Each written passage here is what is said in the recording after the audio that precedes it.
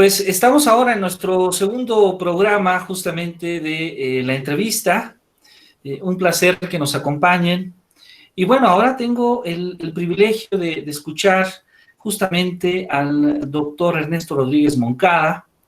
Me permito presentarlo brevemente. Él es licenciado en Pedagogía por la Universidad Nacional Autónoma de México. También es maestro en Educación por la Universidad Autónoma de Querétaro y doctor en Educación por la Universidad Pedagógica Nacional. Sus áreas de investigación y de formación son la oralidad y sus relaciones con la cultura escrita, la formación de docentes, la evaluación docente, el diseño curricular y didáctica, y la educación y la complejidad. Ha sido director de investigación y evaluación de CREFAL del 2008 al 2012 y vicerrector de la Universidad Latina de América. Actualmente colabora como profesor de la Escuela Nacional de Estudios Superiores de la UNAM en la ciudad de Morelia, y tenemos el privilegio de que también colabore en el Centro de Investigación en Ciencia de las Matemáticas. Doctor Ernesto, pues un placer saludarlo. Muchas gracias por aceptar la invitación, y más aún para poder dialogar de una temática muy interesante que tiene que ver justamente con la educación en la convivencia. Hace algunos años, recuerdo que cuando uno empezaba a leer algunos textos sobre pedagogía, sobre educación, se hablaba en ese entonces de las metas que tendría que tener la educación, pensando sobre todo en la formación de la persona, del ser humano. Y recuerdo que en ese entonces se hablaba de al menos 4 metas. Recuerdo que se hablaba constantemente de aprender a ser con H y C, de aprender justamente, de aprender a conocer. Pero en los últimos años, a estas 4 metas de la educación se han agregado nuevas metas, incluidas 2 a las cuales me refiero, muy importantes. Una es aprender a administrar, con esta visión del término administrar muy ligado a la sustentabilidad, al cuidado de los recursos naturales que tenemos en el planeta. Y la sexta es aprender a convivir. ¿Qué sería entonces, doctor Ernesto, justamente aprender a convivir? Buenos días, muchas gracias por la invitación, doctor Jesús.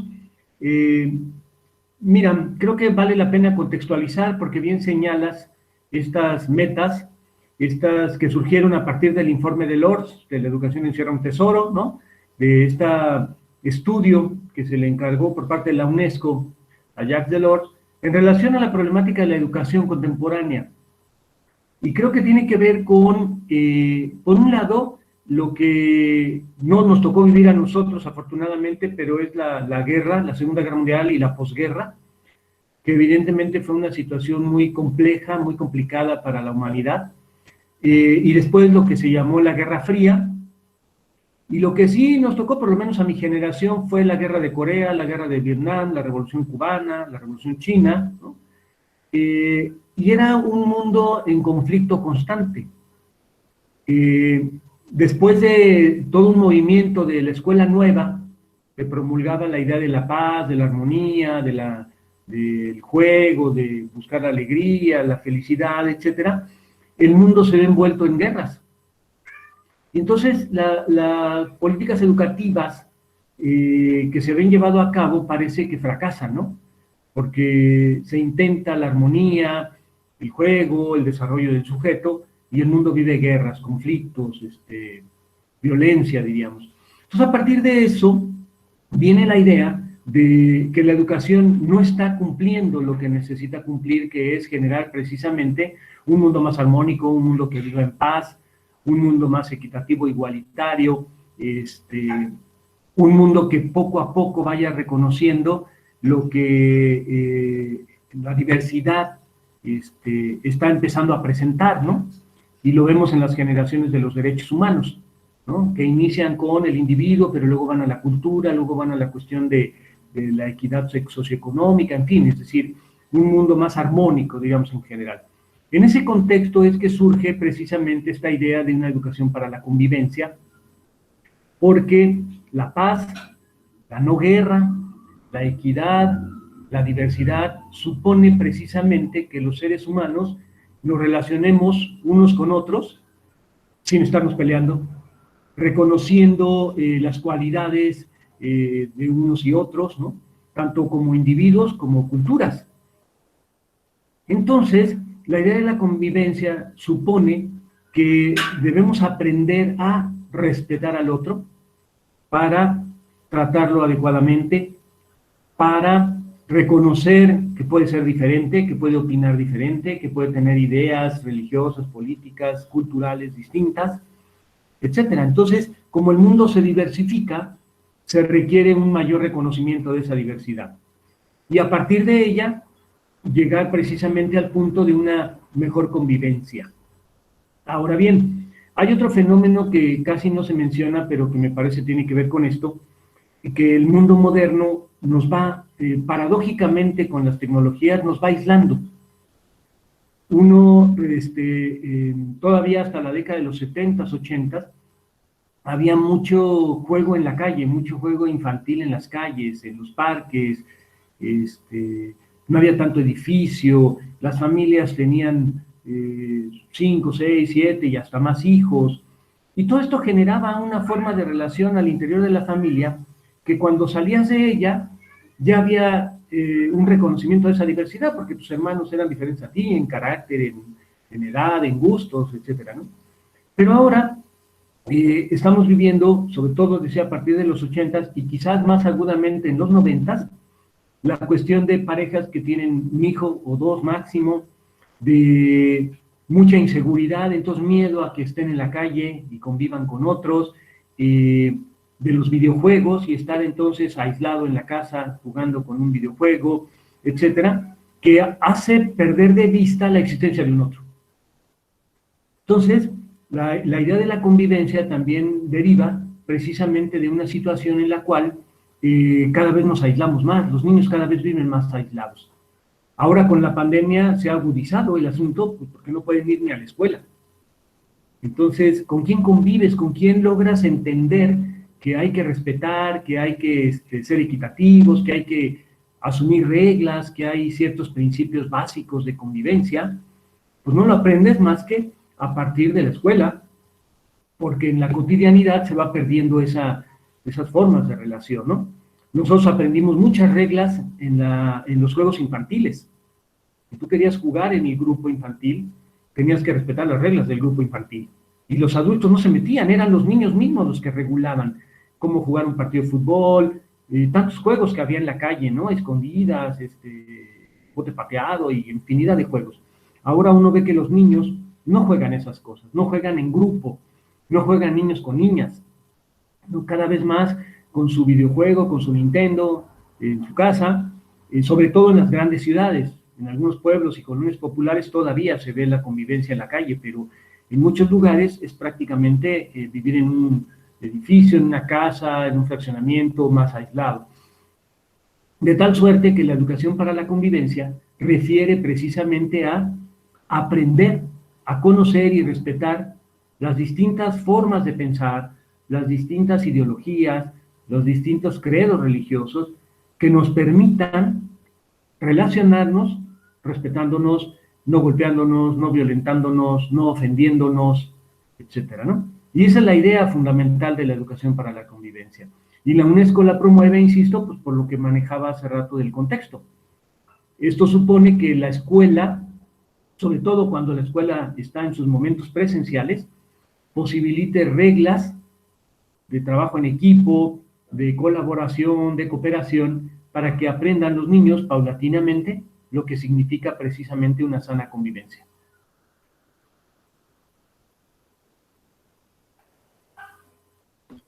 Muchas gracias, doctor Ernesto. Y justamente refiriéndonos a la escuela, ¿cómo los docentes, cómo los maestros podemos educar en la convivencia? Mira, yo creo que los docentes, sobre todo los de más edad, que como decía, vivimos formas de relación muy diferentes a lo largo de la vida escolar, incluso no solo en la calle, sino también en la escuela. Era otra idea de la escuela, en los 60, 70, 80. Los maestros, insisto, más de mayor edad, tenemos una lógica de trabajo muy diferente a los maestros más jóvenes. Los maestros más jóvenes que no conocieron esa parte requieren también participar en actividades, en talleres, en cursos, en donde aprendan a convivir. ¿Por qué? Porque requieren conocer cuál es la dinámica de la relación social entre los niños, entre los jóvenes. Hay muchos comportamientos que de por sí no son negativos, pero se les ve negativos. Por ejemplo, empujarse. Los jóvenes, los adolescentes, están en esa etapa de la vida en la que mostrar la propia fortaleza, mostrar las propias cualidades, presumirlas incluso ante los hombres, ante las mujeres, compañeros, etcétera, forman parte de ese proceso natural de crecimiento. Y eso obviamente tiene ciertos límites, ¿no? Empujarse, mostrar tu fuerza, incluso tu galanura, tu guapura, si eres bonita, etcétera, forma parte de esos procesos de convivencia en la adolescencia. Si un profesor no lo comprende, puede estar sancionando constantemente, y la sanción constante genera un ambiente poco propicio para la convivencia. La UNESCO plantea que la sana convivencia en la escuela supone pararse en una lógica positiva ante la vida. Es decir, que cada acción no sea sancionada, sino sea reflexionada, analizada, comentada, y aquellas acciones que son muy positivas sean fortalecidas. Pero no estar constantemente castigando y sancionando. Esa es una primera idea base para los docentes. No se trata de que cuando un niño o una niña hacen algo, inmediatamente castigar o sancionar, sino más bien reflexionar sobre ello. ¿Por qué lo estamos haciendo? ¿Qué está sucediendo? Etcétera, ¿no? Con el grupo, con el colectivo, que los mismos compañeros comenten al respecto. 2, es que los profesores fomenten actividades de cooperación y colaboración. Juegos que impliquen organizarse, cierta autonomía en esa organización, que no se trate de competir por competir, sino más bien de construir juntos, demostrar que colectivamente se puede lograr mejores cosas que individualmente, etcétera, ¿no? Entonces, esto implica que los docentes conozcan toda una serie de actividades, de dinámicas, de estrategias didácticas para fomentar ese trabajo. Y en tercer lugar, me parece que, y no por ello menos importante, que los docentes tenemos que aprender a mirar con otros ojos el mundo que estamos viviendo, porque los chicos de ahora viven y han vivido en su infancia otras condiciones, que no son las nuestras, que no son aquellas en donde había un deber ser estricto e inviolable, sino hoy en día que se habla de la libertad, de la autonomía, de la independencia, requeremos entender que los jóvenes crecen bajo una lógica diferente. Esta idea de los derechos humanos, ¿no?, nos lleva precisamente a respetarlos, a escucharlos, pero no por ello a dejarlos hacer lo que quieran. Hay ahí también una confusión que más adelante aclararé cuando entremos a la cuestión de los derechos humanos, sobre lo que significan los derechos humanos. ¿Por qué? Porque a veces se piensa que porque tengo derechos humanos puedo hacer lo que yo quiera y nadie me puede sancionar. Y no es así el asunto, ¿no? Porque hay disciplina, hay reglas, hay normas que regulan la convivencia social. Y para que la convivencia social sea sana, necesita precisamente que haya normas, que haya reglas que posibiliten precisamente distintas formas de relación que se muevan en lo que podríamos llamar la vida buena, ¿no?, formas positivas de convivencia. Muchas gracias, doctor. Habitualmente cuando hablamos un poco sobre educar en la convivencia, o inclusive relacionar los derechos humanos, a veces hablamos también de una relación muy especial que se da entre tres conceptos que tal vez usted pudiera aclararnos. Esta relación que hay entre la diversidad, entre la interculturalidad y la inclusión. Bien, mira, son tres conceptos que están articulados entre sí, se relacionan. La diversidad es un concepto más abarcativo que la interculturalidad, porque la diversidad no solo alude a diferencias culturales, a las que así alude directamente la interculturalidad, ¿no? La diversidad supone diversidad de género, diversidad de credo, diversidad de, incluso etaria, ¿no? Entre generaciones, generación adulta, la generación joven. La diversidad también tiene que ver con cuestiones políticas, etc. Mientras que la interculturalidad refiere precisamente a las relaciones que se llegan a establecer entre miembros de diferentes culturas.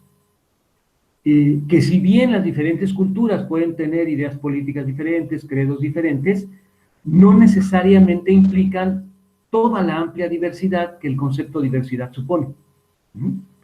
Entonces, cuando hablamos de interculturalidad, centramos la mirada precisamente en aquellos factores simbólicos que constituyen propiamente la cultura. Lo simbólico alude a estas creencias, a estas ideas, desde las cuales regulo mi práctica, regulo mi conducta, mi comportamiento. Entonces, por ejemplo, hay culturas en donde la homosexualidad puede ser sancionada de principio, ¿no? Pero hay culturas en donde no necesariamente es así. Por eso hablar de interculturalidad no necesariamente implica hablar de diversidad de género, porque puede ser que no haya ninguna dificultad de género en alguna cultura. Las culturas que llamamos o tendemos a llamar occidentales, que se asientan en los ideales de la sociedad industrial moderna, sobre todo europea, ¿no? Que deriva del mundo griego, de la filosofía griega, de la racionalidad, etcétera, tienden a considerar la cultura como un todo homogéneo, cuando también la cultura en su interior puede tener diversidades. Es decir, diversidades de generación, por ejemplo, ¿no? No es lo mismo en la Francia de la posguerra a la Francia del siglo actual. Es decir, aunque sea la cultura francesa, como convencionalmente se le conoce, entre una generación y otra, ¿no? Vino el movimiento hippie, el movimiento estudiantil, los ideales de libertad cada vez son más fuertes, conocen la tecnología, etcétera, cosas que las generaciones pasadas no tuvieron, y que sin embargo esa cultura que llamamos francesa, ¿no? Como prototipo de la cultura europea, en su interior tiene diversidades. Entonces, esas diversidades aluden más a cuestiones generacionales, a cuestiones de género, ¿no? Al feminismo mismo, que hace 40, 50 años no se consideraba, que ahora sí, etcétera, ¿me explico? Entonces, interculturalidad y diversidad refieren precisamente a esa distinción. Y decía, la diversidad es como un concepto más abarcativo porque supone o implica toda otra serie de características o cualidades que un grupo determinado tiene en su convivencia cotidiana, ¿no? Como decía, la diversidad religiosa, la diversidad de género, la diversidad etaria, etc. Mientras la idea de inclusión se relaciona directamente con ambos conceptos, con diversidad e interculturalidad, porque la perspectiva que habla de la sana convivencia y del respeto a una diversidad implica que incluyas a todos, o que todos se incluyan ahí, ¿no? O que todos puedan ser considerados como parte de ese grupo y no que por alguna característica sea expulsado del grupo, se considere extranjero, extraño, ¿no? La situación, por ejemplo, de los migrantes quizá permita aclarar más esto, porque los migrantes, por ejemplo, en México hay una migración que le llaman migración golondrina, ¿no? Los migrantes van de Guerrero, Oaxaca, Chiapas, generalmente indígenas o campesinos pobres, hacia los estados del norte del propio país de México o hacia Estados Unidos, en las épocas de cosecha, por eso se llama golondrina. Migran, trabajan unos meses y se regresan a su comunidad. Bueno, estos grupos tienen patrones culturales muy establecidos y, por decirlo así, se van con su cultura. Pero llegan a lugares, a campamentos migrantes, o a zonas donde quizás no puedan manifestar tan libremente o tan fácilmente sus expresiones culturales. Entonces, las nuevas generaciones de niños que migran con ellos van adquiriendo, obviamente, otras miradas, porque al llegar a otra zona y verlo desde niños, pues diversifican su manera de pensar. De tal manera que cuando los migrantes regresan a sus pueblos, sus comunidades, ya traen también otras ideas propias de la diversidad del otro lugar, ¿no? Por ejemplo, pueden comprar camionetas o pueden comprar aparatos eléctricos que no había, electrónicos, y llegan, y la música que escuchan rompe los patrones tradicionales de una cultura. Entonces, se ve como la cuestión intercultural se ve atravesada por esa diversidad, y cuando regresa esa diversidad afecta esas relaciones entre las culturas, ¿no? Y ahí viene la cuestión de la inclusión. ¿Por qué? Porque un hijo de migrantes que ha migrado con ellos podría ser excluido en un momento dado porque le guste otra música, porque ya no quiera vestir a la usanza tradicional, porque ya venga con la idea de vestir como algún cholo americano, como rapero, como X o Z que haya recibido influencia, ¿me explico? Entonces, la idea de la inclusión dice, no importa que haya ese tipo de manifestación en el vestir o en algunos gustos musicales, forma parte de tu grupo social, entonces inclúyelo. Forma parte de tu comunidad, de tu cultura, de tu grupo etario, etcétera, inclúyelo. Podríamos decir entonces, doctor, que la educación intercultural es una educación inclusiva, ¿es correcto esta afirmación? Esa sería la aspiración precisamente de la educación intercultural, que la inclusión se torne principio básico de relación en esos espacios interculturales. Muchas gracias. Sí, perdón, lo que comentaba nada más, perdón, para una aclaración, lo que comentaba de los campamentos migrantes, por ejemplo, es que también confluyen a veces en un mismo campamento migrante personas de Oaxaca, personas de Chiapas, personas de Guerrero o de Michoacán, y entonces se vuelve espacio intercultural, no solo espacio de diversidad en general, sino un espacio intercultural, porque vienen de distintos grupos culturales y conviven ahí. Claro, claro que sí. Muchas gracias. Y además, como usted comentaba, van aprendiendo sobre otras culturas, inclusive yo diría otra manera de vivir, ¿no? Así es. Otras cosas que comer, otras maneras de vestirse, música diferente, trato diferente entre las personas, etcétera, ¿no? Doctor, ¿y cuál sería el papel, por ejemplo, que juegan cuando tenemos esta relación entre personas de diferentes culturas? ¿Qué papel juegan, por ejemplo, las habilidades sociales que tengan las personas para poder adaptarse, para poder aculturarse con respecto a las personas de distintas culturas? Mira, aquí hay una cuestión que me parece muy relevante. Jorge La Rosa en alguna de sus conferencias hablaba de procesos atávicos de los seres humanos conforme vamos desarrollándonos en un espacio social. ¿Qué quiere decir esto? Que el proceso social finalmente se desenvuelve a partir de algo natural. Tú naces en una cultura y te comportas naturalmente como esa cultura te enseña a comportarte. Convives con los otros niños, juegas con los otros niños, que si canicas, que si valero, trompo, etcétera, porque es lo natural de ese espacio. El problema viene, para la educación, cuando esos procesos naturales se trastocan o se rompen o no se les permite continuar ese proceso natural de adaptación, de convivencia, de conocimiento mutuo, por distintas razones sucede, ¿no? Lo que mencionaba hace rato de los niños que ahora viven más aislados y que no conviven con otros jugando, pues evidentemente trastoca el proceso natural de convivencia. Cuando tú naturalmente, y lo podemos ver con los niños en cualquier lugar, cuando los niños llegan a un espacio, a la escuela, o a una fiesta que no conocen a otros niños, o a un parque donde hay niños de distintas familias, los niños se juntan y llega el momento en que se ponen a jugar. Sin las propias reglas emanan, diríamos, del grupo, porque como niños se comportan como tales y no tienen los prejuicios que los adultos tenemos de no, mira, es más moreno, no, mira, es más alto, no, mira, tiene otra preferencia sexual, orientación sexual, etcétera. ¿Me explico? Ellos se juntan y juegan.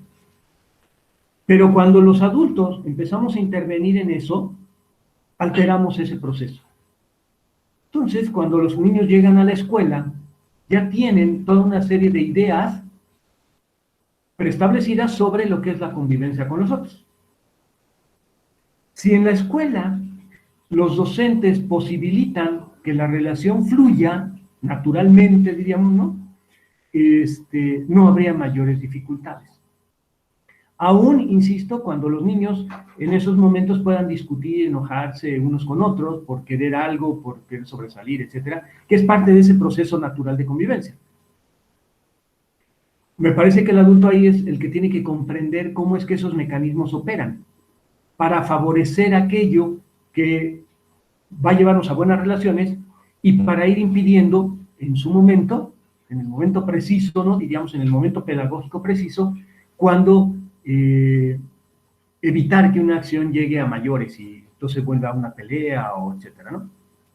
Entonces la cuestión de la convivencia va desarrollándose así y entonces cuando pensamos en un espacio culturalmente diverso, lo que encontramos es niños de culturas distintas, como en las escuelas migrantes o en algunas escuelas interculturales, etcétera. Pero en otras escuelas de la ciudad, generalmente no encontramos espacios interculturales, sino espacios de diversidad. Ajá. Niños que pertenecen a una misma cultura en el sentido global del término, ¿no? La cultura mexicana, la cultura mestiza, ¿no?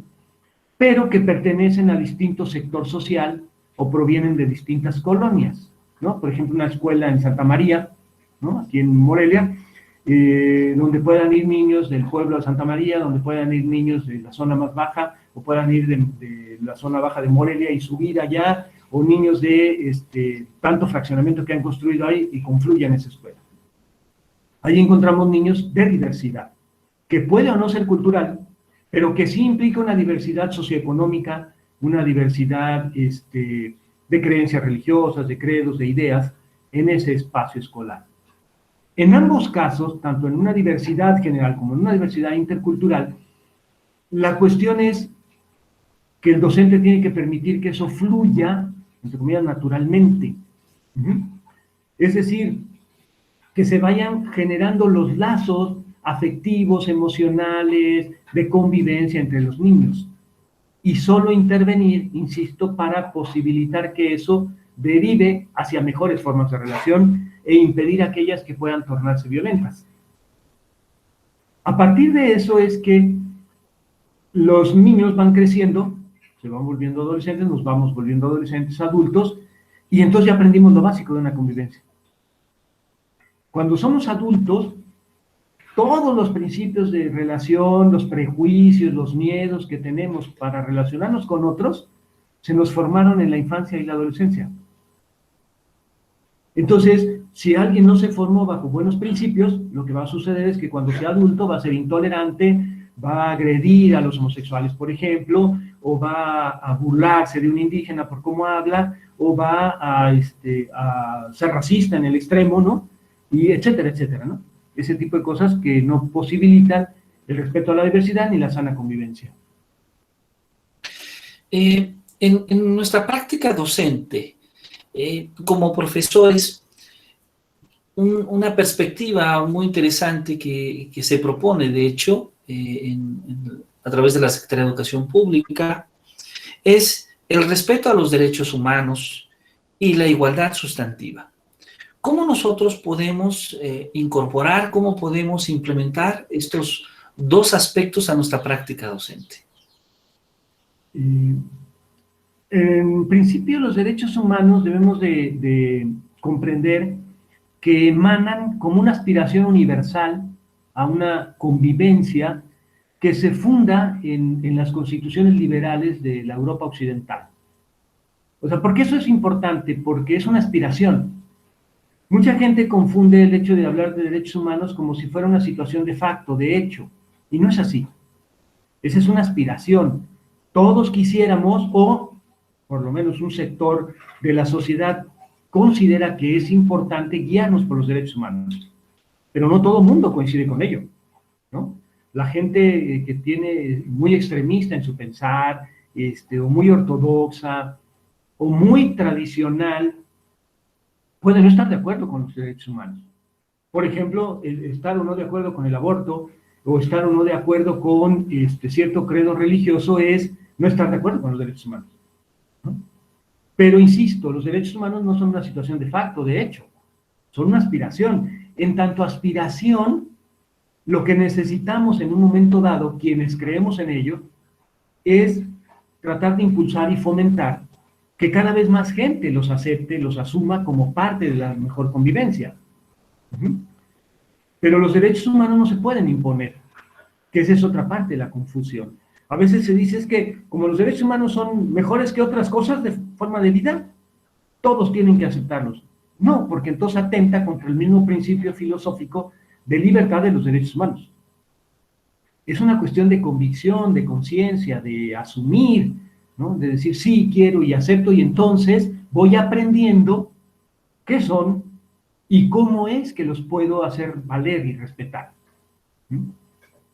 Otra confusión, y que es importante para precisamente fomentar mejores formas de vida en la escuela, ¿no? Y esta idea de una educación más inclusiva, de una educación que abarque más a la población en general, es que los derechos humanos surgen con la idea de frenar el poder del Estado hacia las personas. Es decir, vivíamos épocas de dictadura, de monarquías absolutas, de dictadores, de autócratas, de monarcas, ¿no? Que podían abusar de las personas. Entonces, la aspiración de los derechos humanos es decir, a ver, el Estado no puede afectar a las personas en esto, ¿no? Y conforme las generaciones de los derechos humanos fueron surgiendo, cada vez se limitó al Estado, como ente político, ¿no? Se limitó al Estado en cuanto a su relación con las personas para que no pueda abusar de ellas. En ese sentido, los derechos humanos como aspiración de limitar precisamente al Estado se mueven en un plano axiológico, es decir, valorativo, ético, no jurídico. Por eso es que los derechos humanos hacen recomendaciones, pero no sanciones jurídicas. ¿Me explico? Entonces, a veces la gente no entiende esto y cuando ve una situación en la calle que detienen a un preso o que hay una situación violenta, inmediatamente piensa que debe haber una sanción y debe ser jurídica. No. Es más bien, ¿cómo convenzo al policía? ¿Cómo convenzo a los profesores? ¿Cómo convenzo a la gente en general que necesita respetar la diversidad, que necesita entender las formas de vida de otros para respetarlas al igual que la suya, etcétera, etcétera? Y no cómo impongo para que todo el mundo pensemos igual. ¿Sí? Entonces los derechos humanos, como se mueven en ese plano axiológico, requieren un trabajo permanente de educación y de formación. ¿Por qué? Porque no de facto se asumen, sino que hay que ir asumiendo lo que implican y por qué sí, por qué no, pero además las mismas condiciones de vida en las que los derechos humanos se intentan colocar, como por ejemplo, todo mundo a partir de los derechos humanos tiene derecho al trabajo, pero sabemos que hay mucha gente desempleada. Todo mundo tiene derecho a una vivienda digna, pero hay un montón de gente viviendo en la calle, ¿no? Ahorita con la pandemia todo el mundo tiene derecho a la salud, sí, pero no hay suficientes hospitales, suficientes medicinas, suficientes médicos, ¿no? La alimentación que se fomenta es muy mala, ¿no? Hay mucha obesidad, etcétera, etcétera. Entonces, ¿cómo hacer que los derechos humanos sean aplicables en condiciones de vida que son contrarias a los derechos humanos? Como un principio muy importante es la libertad, pues nadie puede obligar a otro a comer ciertas cosas, ni puede obligar a una empresa a producir ciertas cosas, ¿no? Aunque puede medio regular. Entonces, por eso, como aspiración, hay que educar constantemente, hay que formar constantemente a empresarios, a la gente en general, a los maestros, a los directivos, a los políticos, en la concepción de que si queremos una vida mejor para todos, necesitamos que los derechos humanos se vayan concretando en acciones específicas para fomentar esa mejor forma de vida. Ciertamente hay leyes pero se mueven en otro plano. O sea, hay leyes en las constituciones, en las reglamentaciones de los estados, de los países, que coinciden con los derechos humanos, pero no todas las leyes están empatadas con los derechos humanos, ¿no? Y por otro lado, esto, insisto, las condiciones de vida. Mientras las condiciones de vida no favorezcan que muchos de los derechos humanos se respeten, pues aunque se insista en ellos, evidentemente mucha gente va a decir, pues eso ni es real. ¿Cómo me hablan de vida digna si cuánta gente no hay en la calle, o apenas puede comer, o no tiene dónde vivir, o etcétera, ¿no?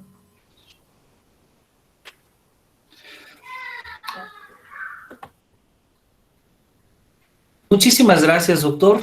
Creo que ha sido una reflexión muy interesante en la que usted gentilmente nos ha permitido escuchar, justamente a través de estos temas que hoy en día forman base, por qué no decirlo, de la propuesta de proyecto educativo en nuestro país. Cuando hablamos justamente de la educación en la convivencia, de la educación intercultural y la incorporación a nuestra práctica docente de los derechos humanos y de la igualdad sustantiva.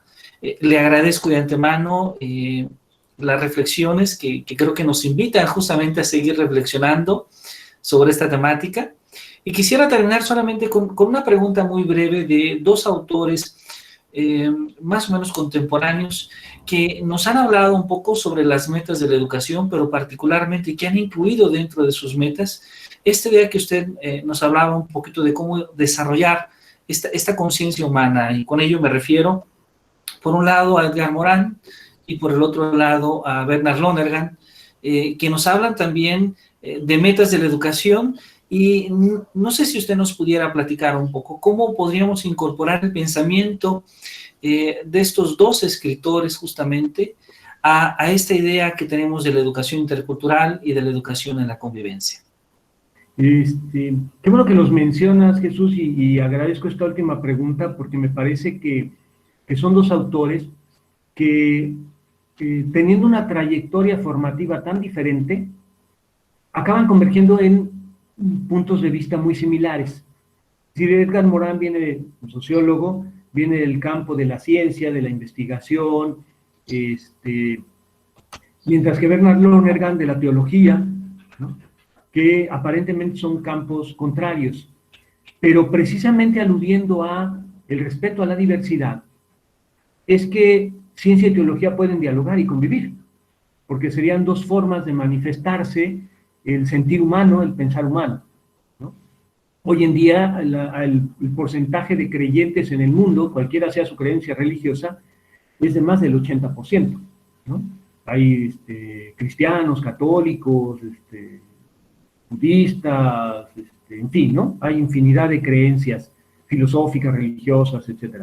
Entonces, Morin me parece que sienta las bases para comprender la dificultad de conocer el mundo, dada su complejidad, y de la necesidad de tener una visión científica acorde con esa complejidad del mundo.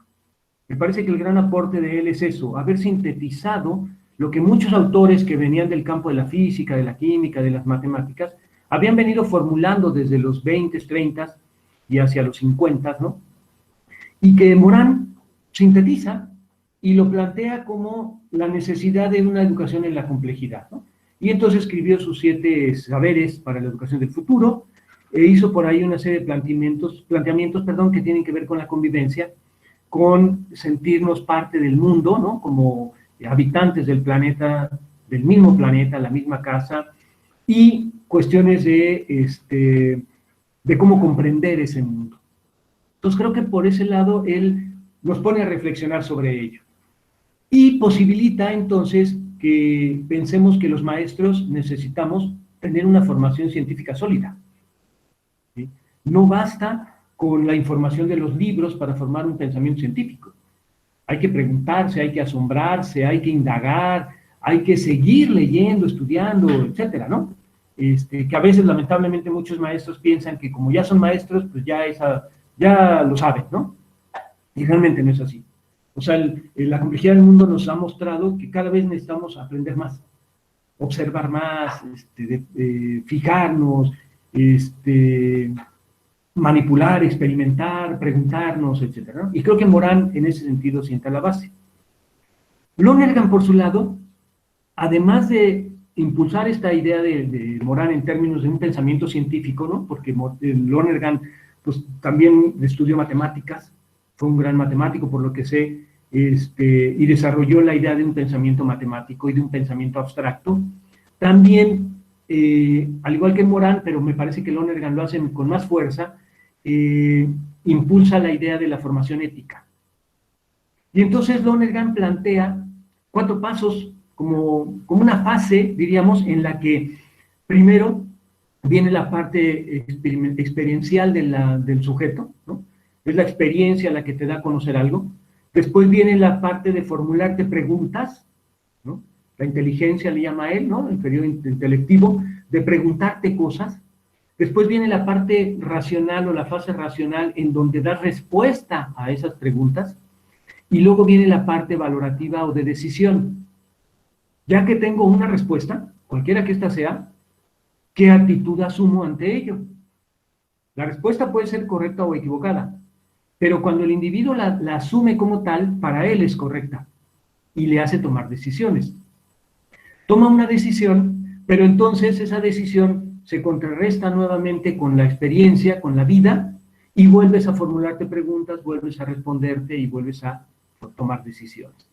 Entonces Lonergan hace este planteamiento que sintetizo aquí muy brevemente, posibilita precisamente un camino, me parece, para que los docentes puedan llevar a sus alumnos paso a paso desde lo experiencial hasta la toma de una decisión.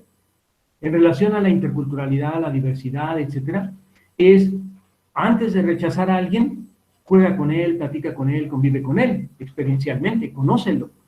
Después, hazte preguntas sobre sus preferencias, sus gustos, las cosas en las que son diferentes, pero también las que son semejantes. Después, razona eso y date respuestas sobre por qué lo rechazabas o por qué lo aceptas o por qué pueden convivir o no.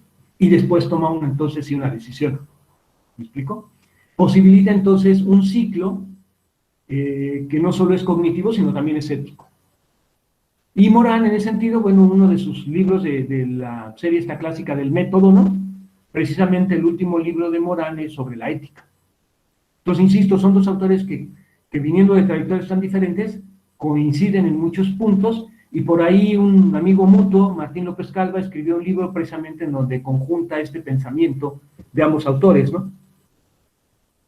Creo que hace falta que los docentes los conozcan más, los lean más, y sobre todo aprendan a mirar y a nombrar las cosas de otra manera, para poder cambiar el mundo.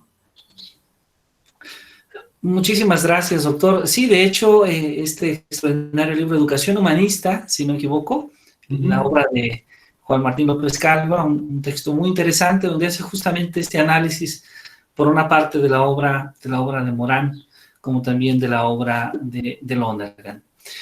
Pues, doctor Ernesto, ha sido un placer escucharlo. Muchas gracias por participar en este programa. Le agradecemos mucho y que tenga un extraordinario día. Gracias, Jesús. Nada más me despediría ahorita que mencionaba el libro de Morán y tú mencionabas el de Martín López Calva. Yo recomendaría el libro de Filosofía de la Educación de Bernard Lonergan, que me parece que es muy, muy interesante su planteamiento, porque aborda tanto la cuestión de las matemáticas como la cuestión de la filosofía, de la historia, de la ética. ¿No? Y muchas gracias por la invitación. Muchísimas gracias a usted. Muy buen día. Igualmente, Jesús, hasta luego. Hasta luego. Muchas gracias, doctor.